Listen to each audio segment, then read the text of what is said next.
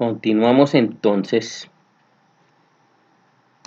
nosotros con nuestro tercer capítulo, que son los principios del derecho procesal. De tal manera que vamos hoy a evacuar la mayor parte de esos principios. El debido proceso es realmente la base de todos los principios, de él se derivan todos. Digamos que de alguna manera se quisieron condensar en el artículo 29 de la Constitución y así quedó dispuesto. Por eso lo vamos a desmenuzar y lo vamos a mirar tal cual como está concebido en ese artículo 29. Dice, el debido proceso se aplicará a toda clase de actuaciones judiciales y administrativas. Entonces ahí lo primero que hay que que hay que tener en cuenta es que no solo son procesos judiciales, sino también actuaciones administrativas. Ya ahí se ha ido verificando pues todo con base en ella. Dice, nadie podrá ser juzgado sino conforme a las leyes preexistentes al acto que se le imputa. Entonces vamos por partes. Esta primera parte, con leyes preexistentes, nos está hablando de un principio que se llama el principio de la preexistencia de la norma. Ante juez o tribunal competente, el tema de competencia. Entonces hay que mirar ahí jurisdicción y aterriza uno en competencia.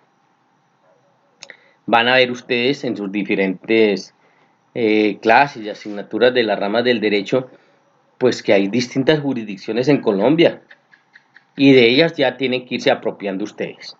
La jurisdicción civil, comercial, agraria y de familia, la jurisdicción laboral, otra, la jurisdicción contenciosa administrativa es otra, la jurisdicción constitucional es otra. Entonces, para que las vayan armando y vayan verificando, son capítulos que tenemos aquí adelante, pero de una vez para que vayan revalidando la información. Con observancia de la plenitud de las formas propias de cada juicio. ¿A qué se está refiriendo? A los procedimientos.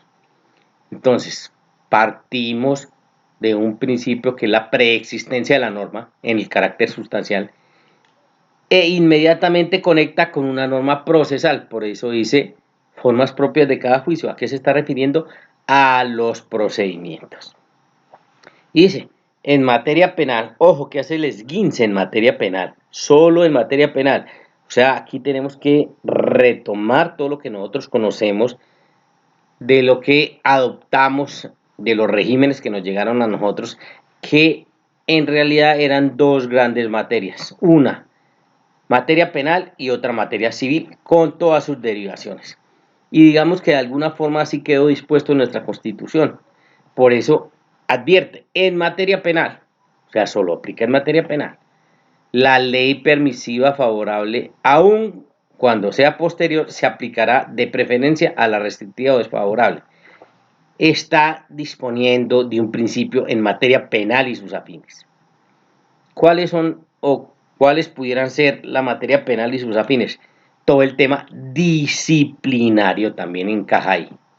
Entonces digamos que la madre es materia penal, acción disciplinaria, pero siendo el tema penal, el enfoque general, desciende en la materia disciplinaria. Y entonces nos agrega y nos dispone un o dos principios aquí. La ley favorable, aun cuando sea posterior, entonces ahí nos está diciendo, y los penalistas lo tienen que tener muy en cuenta y así lo utilizan, la que más le convenga a mi cliente. Esa será la de aplicación. Será de aplicación preferente. ¿A cuál? A la restrictiva o desfavorable. Bueno, se hace el análisis y ahí determinarán en cuál o cuál utilizan. Otro principio, derivado de ese artículo 29, estamos ubicados en el artículo 29. Toda persona se presume inocente mientras no se le haya declarado judicialmente culpable. Y aquí también tienen que ustedes desde ya conocer el concepto en Colombia como es. Hay que adelantar un debido proceso. Por eso dice, mientras no se le haya declarado judicialmente culpable. Entonces nos tendríamos que preguntar, ¿y cuándo es declarado judicialmente culpable? Cuando hay una sentencia. Pero como la sentencia es la parte final del proceso, hay que esperar todo un debido proceso. Y eso es una cuestión que nosotros, ustedes en derecho conocemos, sabemos que hay que respetarla, pero para el común de las personas es muy difícil. Porque dicen si hay un tema de pruebas y fue cogido en flagrancia, en fin, ¿por qué no se condena de una vez? Bueno, hay un precepto constitucional que se dice que hay que respetar un debido proceso y hasta que no se haya declarado judicialmente. ¿A qué se refiere judicialmente? A que lo tiene que hacer la rama judicial del poder público, o sea, a través de una sentencia. Sigue diciendo, quien sea sindicado tiene derecho a la defensa y a la asistencia de un abogado escogido por él o de oficio. Entonces ahí también analizamos cuál es el tema. Hay un principio universal que nos dice que en materia penal toda persona tiene que estar asistida por un defensor. Ese defensor debe ser abogado. Entonces permite en las primeras de cambio que las partes lo lleven, contratan sus abogados, su pool de abogados, o si no, el Estado está en la obligación de garantizarle ese derecho a la defensa. Por eso dice, o de oficio. Siempre que les hablen de oficio, será que en cabeza del juez que está conociendo el asunto lo puede hacer él por su propia cuenta. Esas son las actuaciones de oficio, las que el juez puede realizar porque la ley le autoriza por su propia cuenta, y aquí estamos en ese evento. Después ya se refiere a las etapas del proceso, dice, durante la investigación y el juzgamiento, dos etapas que allá conocerán y en materia penal discutirán y mirarán. Una primera de investigación, y si hay lugar a que prospere esa primera etapa de investigación, procedemos a una de juzgamiento. A un debido proceso público sin dilaciones injustificadas. Bueno, ahí vamos en el ejercicio de la actividad de administrar justicia, como lo vimos reflejado en los criterios de romanos, de griegos, en principio de griegos y adoptado por los romanos, lo adoptan los españoles, nos lo pasan a nosotros. Son procesos públicos o que deben ser públicos. Y ojalá, que es una posibilidad, sin dilaciones injustificadas, cosa que en Colombia casi no se cumple, hay muchas maniobras para no hacerlo así, y entonces pasan de ser dilaciones injustificadas a dilaciones justificadas, y por eso los procesos se demoran todo lo que se demoran. Eso es un asunto que ustedes tienen que tener cuidado y mirar a ver cuáles o qué elementos o mecanismos o instrumentos adoptan para que eso no suceda. Bueno, a presentar pruebas y a controvertir las que se alleguen en su contra en materia probatoria. Entonces, uno puede como demandante o como demandado solicitar pruebas en sus momentos oportunos, y cuando conciten a la audiencia de práctica de pruebas, uno tiene, por precepto de la Constitución, lo estamos viendo ahí, a controvertirlas. Entonces, es todo un ejercicio que ustedes pueden hacer. A impugnar la sentencia condenatoria. Impugnación, entonces aparece otro acto procesal que tienen que tener en cuenta, que son los actos procesales de impugnación.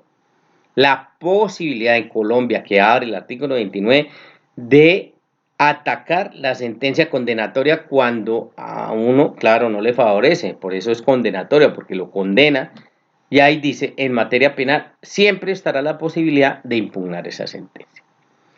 Y a no ser juzgado dos veces por el mismo hecho, principio de la cosa juzgada, adelante lo tenemos. Ojo, a no ser juzgado dos veces por el mismo hecho, entre las mismas partes. Ahí, ¿a qué se refiere? Al principio de cosa juzgada. Y termina el artículo 29 diciendo, es nula de pleno derecho la prueba obtenida con violación del debido proceso. Entonces está descartada, hay que sacarla del proceso. Si se obtuvo con violación del debido proceso, no hay lugar a tenerla en cuenta, y si no, generará una nulidad. El derecho al juez natural. Entonces vamos a mirar los principios más representativos, y entonces vamos al juez natural. Sinónimos de juez natural: juez competente, juez de primera instancia o acuo. Entonces van familiarizándose con toda la terminología jurídica y en derecho. El artículo 29 me exige juez natural. Ahí ustedes mirarán y en adelante podrán conocer cuáles son los factores de competencia que hay que mirar para que yo llegue al juez natural. Porque la actuación será válida en Colombia siempre y cuando yo esté frente a mi juez natural. Si no estoy frente a mi juez natural, esa actuación está viciada de nulidad. Lo demás son sinónimos. Juez competente, claro, por competencia veral se determina quién es el competente para conocer, y obvio que es el juez natural. Juez de primera instancia, instaurada la actuación, pues vamos a una primera instancia si es del caso, y por eso hablamos de acuo. Porque hay unos procesos en Colombia que son de única instancia.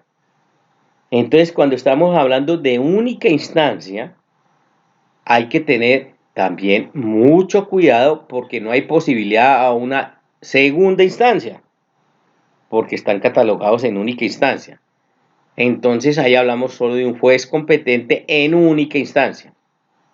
Hablamos de acuo cuando es el juez de primera instancia y se atienden los asuntos en primera instancia, porque resuelto el asunto en primera instancia es susceptible de apelación e iríamos a una segunda instancia.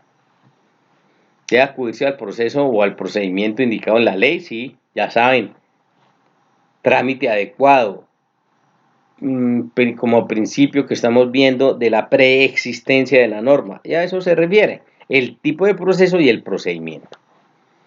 Surtir las diferentes etapas con sus respectivos actos procesales de acuerdo al orden que se le ha dado. Sí, eso está en la norma. Entonces uno define el proceso judicial y su procedimiento, y obviamente que habrá que respetarlo.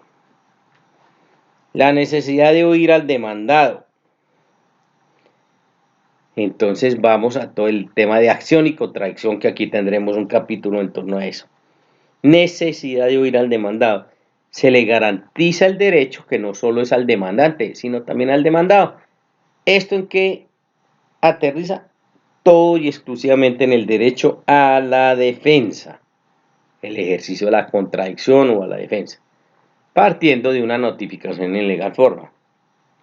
Porque verán ustedes que la única posibilidad de que una persona tenga que responder jurídicamente es mediante una notificación en legal forma. Por eso es lo primero que uno revalida, la notificación en legal forma, porque si no ha sido notificado en legal forma, pues ahí tiene su primer mecanismo de defensa, aludiendo a que no fue notificado en legal forma. Pero en el principio de necesidad de oír al demandado, legalmente notificado, pues el juez le tendrá que conceder el espacio procesal para que él se defienda. La igualdad de las partes, bilateral de la audiencia, oportunidad para intervenir. Se garantiza en Colombia la posibilidad, y por eso se llama igualdad, de intervenir en la audiencia. Entonces, todos los sujetos procesales que hayan sido reconocidos así en el proceso tienen las mismas oportunidades procesales. Por eso el nombre de bilateralidad. Bilateralidad, que se refiere a las dos partes, extremo demandante y extremo demandado. El juez tiene que garantizarles las dos posibilidades en igualdad de condiciones para intervenir en la respectiva audiencia. Es simplemente dispuesto de tal manera que a todos los sujetos procesales se les garantice esa posibilidad de intervenir. La publicidad del proceso. Providencias judiciales motivadas. O sea, es una garantía que nos dice providencias judiciales, se van adaptando también a este mecanismo, y es, ¿cuáles son las providencias judiciales en Colombia? Dos, o los autos o las sentencias, no hay más. De tal manera que me está hablando de providencias judiciales motivadas. Estoy hablando de autos motivados o sentencias motivadas. Y eso es de público conocimiento para los que intervienen en el proceso. Entonces, por eso sale esa interrogante, ¿es público para quién? Para los sujetos procesales. Y ahí hay que mirar que existen unas reservas, por ejemplo, en el proceso de adopción. Porque dependiendo del conflicto, el legislador se ha dado la tarea de definir, en algunos casos, cuáles pueden o cuáles hay que tener en cuenta para determinar que ahí hay una reserva. Eso lo exige la ley. Y si lo exige la ley, pues habrá que respetarlo. De resto, pues se cumple con el principio de la publicidad. Principio de la buena fe y lealtad procesal. Entonces nos ubicamos en los dos contextos, buena fe y lealtad procesal. Buena fe, artículo 83 de nuestra Constitución. ¿Qué dice? Como aquel que exige a los particulares y a las autoridades públicas ajusten sus comportamientos a una conducta honesta. Ojo, vamos con descripciones. Honesta, leal y conforme a las actuaciones que podrían esperarse de una persona correcta. Lo que se llama en el lenguaje universal el vir bonus.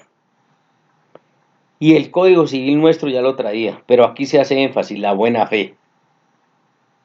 Lo que podría esperarse de una persona correcta en su actuación, ya sea alusión, y de pronto ya lo vieron en la parte de familia y en la parte sustantiva de procesal civil general y familia, o procesal civil general, o civil general, parte general y civil personas, en el cual hace énfasis en esto, en la actuación de personas de manera correcta, el vir bonus, actuar, comportarse como una persona correcta lo hiciese. Y miren que esto no es nuevo y sigue manteniéndose. Hay una sentencia que está referida para que ustedes la miren, si tienen al lugar de profundizar en el tema de la buena fe, de las actuaciones de buena fe. Entonces, primera parte. Segunda, lealtad procesal. ¿Qué tenemos en cuanto a la lealtad procesal? La lealtad para proteger los derechos de las partes dentro del proceso, porque nuestro ordenamiento jurídico establece el deber de lealtad procesal en sus diversas ramas. Y a uno le exigen, y está corroborado, y el juez podrá tenerlas y adoptar las medidas que al lugar tenga si hay una actuación que no sea leal con todos los sujetos procesales. Por lo tanto, la presunción de buena fe en un proceso judicial implica que unos y otros, o sea, las partes, los sujetos procesales, actúen de conformidad y cumplan con los principios procesales de moralidad, lealtad, buena fe, veracidad, probidad y seriedad. Entonces ahí los encierra a todos y ahí nos cobija pues con todos. El principio de la conciliación. La conciliación como un mecanismo alternativo de solución de conflictos que está dispuesto en Colombia, no solo en Colombia, todos los países del mundo intentan y promueven primero siempre la conciliación, de tal manera que puedan atajar el asunto, el conflicto en una conciliación, ojalá interpartes, antes de llegar al aparato jurisdiccional, para que no se siga originando todo el tema de el conflicto, el proceso judicial, en fin. Dice, la conciliación es un mecanismo alternativo, sí, por eso es lo que ustedes conocen como más, mecanismos alternativos de solución de conflictos, por cuyo medio las partes, con la ayuda de un tercero neutral, que es el conciliador o que sería el conciliador, ojo, tercero neutral, dos características, aparte o ajeno al conflicto y fuera de eso, neutral, calificado y autorizado para ello, lo que determine la ley, claro, tiene que estar legitimado. Resuelven directamente un asunto en el que se presenta desacuerdo y que es susceptible de ser conciliado. Muy importante. Y lo tienen que tener en cuenta. El asunto tiene que ser susceptible de conciliación, porque si no es susceptible de conciliación, pues no lo pueden llevar a ello. Hay unos asuntos en Colombia que no son susceptibles de conciliación. Muchos. Ejemplo, uno no puede llegar a un acuerdo con una persona para decir, yo soy su padre, usted es mi hijo, estamos de acuerdo, entonces vamos a establecer esta relación de filiación. No, los asuntos de Estado de Derecho, del ejercicio del derecho de las personas, que yo creo que lo vieron ya en Civil General y Personas, no es asunto de conciliación. Entonces esos asuntos, así se lleven al caso judicial, no se pueden conciliar.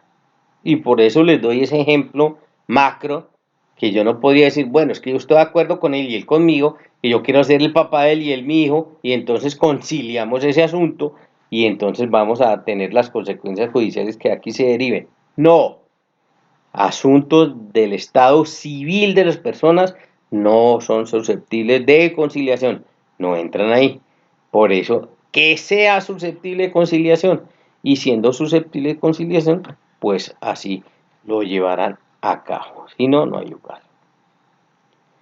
El principio del debido proceso de la prueba, y con este terminamos esta sesión, tiene que ver en materia probatoria. Entonces también lo incorporan, lo tienen ahí y dice, dame la prueba y te daré el derecho. Dame la prueba, ¿quién? La parte interesada. Y te daré el derecho, ¿quién? El juez, cuando valore la demanda en la última etapa y determine que tiene razón. Es un precepto universal, común de la gente, y dice, dame la prueba y te daré el derecho. Acuérdense que con base en el principio de la necesidad de la prueba, y lo verán, en Colombia se exige que siquiera haya un medio probatorio para que el juez pueda basarse en eso y fallar. Y ahí encierra todo ese mecanismo, o una frase, un argón muy popular que dice, dame la prueba y te daré el derecho. O sea, es el juez preguntándole a la parte interesada, listo, pruébeme, y con base en eso, si usted me prueba, listo, o le otorgo el derecho al cual usted tiene por qué aludir o lo que defiende. Y con base en ese, los momentos de la prueba. Entonces, 4 son los momentos de la prueba. La solicitud, primero, y ténganlo en cuenta, vamos en orden. Solicitud 1 primero. Segundo, admisión de esa prueba o inadmisión, porque el juez está en esa libertad. Tercero, si se admitíamos a la práctica. Y cuarto, si se practica, vamos a la valoración. Entonces, los 4 momentos de la prueba, ¿cuáles son? En el mejor estricto sentido de la palabra, jurídico. Solicitud, admisión, práctica y valoración. Entonces ahí la tienen en cuenta para cuando les presente el momento, o se les presente el momento, o estén viendo probatorio, pues allí lo puedan llevar. De esta manera, entonces, yo creo que dejamos esta sesión hasta ahí y